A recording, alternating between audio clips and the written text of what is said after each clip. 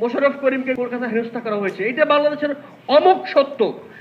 জুলাই মাসে হাসিনার বিরুদ্ধে ছিল, বর্ষায় ভিজে হাসিনার পতন চেয়েছে, এইরকম সবাই আওয়ামী লীগের শত্রু।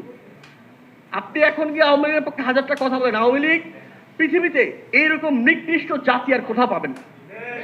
কোন একটা জায়গাতে বাংলাদেশের প্রশ্নে আমাদের এক হয়ে যেতে হবে। অনেক রকমের ডিবেট থাকবে, আমরা জানি ছাত্রপক্ষের ইডিওলজিক্যাল পজিশন আর ছাত্র শক্তির ইডিওলজিক্যাল পজিশন এক না।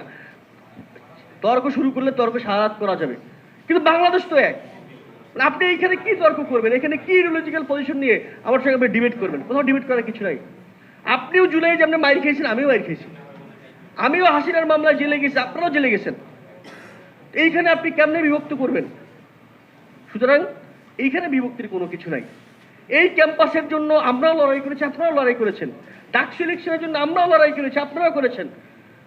সুতরাং গণতন্ত্রের জন্য আমরা সবাই লড়াই করেছি। এই লড়াইয়ে ছাত্রপক্ষ ছিল, এবি পার্টি ছিল। মঞ্জু ভাই, ফুয়াদ ভাইকে আমি সাংঘাতিক রকমের সাহায্য করে মানুষ হিসেবে পাইছি পুরো ফেসিবাদী আমলে, আমার পুরো ক্যাম্পাস লাইফে। আমরা এই বাংলাদেশ ছেড়ে কই যাব? এই গুম পরিবার ছেড়ে আমরা কই যাব? শহীদের পরিবার ছেড়ে আমরা কই যাব? কোথাও যেতে পারবো না। আমরা আমাদের পুরো জীবনকে উৎসর্গ করে দিয়েছি বাংলাদেশের জন্য। আপনারা দেখলেন যে মোশাররফ করিমকে কলকাতায় হেনস্থা করা হয়েছে, এটা বাংলাদেশের অমোঘ সত্য।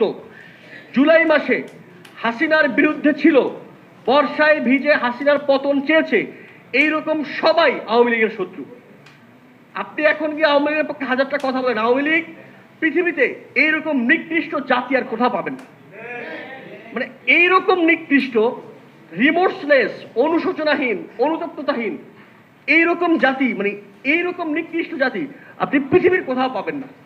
ফলত তারা আমাদের আজীবনের শত্রু, একদম যতদিন বেঁচে আছে, আল্লাহ যদি হায়াত রাখবেন ততদিনের শত্রু। ফলত এই রিমোর্সলেসদের বিরুদ্ধে আমাদের লড়াই আজীবনের। মোশাররফ করিমের উপর হামলা হয়েছে, পরের দিন আপনার উপর হবে, একদিন আমার উপরে হবে, একদিন বাদলের উপরে হবে, একদিন সাগর মুক্তিদের উপরে হবে।